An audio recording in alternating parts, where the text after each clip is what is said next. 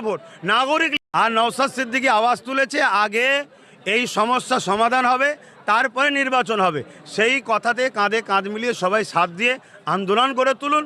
আগে একটাই কথা, নাগরিকত্ব নিশ্চিত করা হোক, তারপরে ভোট। নাগরিক নিয়ে দেশের নাগরিক যখন বিপদে, তাহলে আবার ভোট কিসের? 25, 30, 20 হাজার করে লোকের নামকে বাদ রাখো, বিশেষ করে মুসলমান যারা বিজেপিকে ভোট দেবে না। আর যখনই এত লোকের ভোট কম পারবে, তখন বিজেপি আসার সুযোগ হবে। এটা বিজেপি কোনোভাবে আসতে পারছে না। মানুষকে জোর করে নাগরিকত্ব ভোটার থেকে সরিয়ে রেখে গায়ের ক্ষমতা দিয়ে আসতে চাইছে। এভাবে এসে আমার মনে হয় না বিজেপি নিজেকে কাপুরুষ ছাড়া অন্য কিছু প্রমাণ দিতে পারছে। টিএমসি সেকুলার মুখ দেখিয়ে এসে আস্তে আস্তে আরএসএসের বাগান তৈরি করেছে, বিজেপিকে আস্তে আস্তে ঢুকাচ্ছে। মামলা করলে জানবো যে একটা রাজ্যের উপযুক্ত সিএম, অথচ ওয়াকাবের সময় তিনি কি বললেন? দিল্লি চলে যাও। এগুলো মানুষ বুঝছে এনারা দিদি মোদি সবটাই পুরো দেশ রাজ্যকে শেষ করে দিই। দুনিয়া যেমন করতে হবে, আখিরাতের জন্য সঞ্চয় করতে হবে। এলমে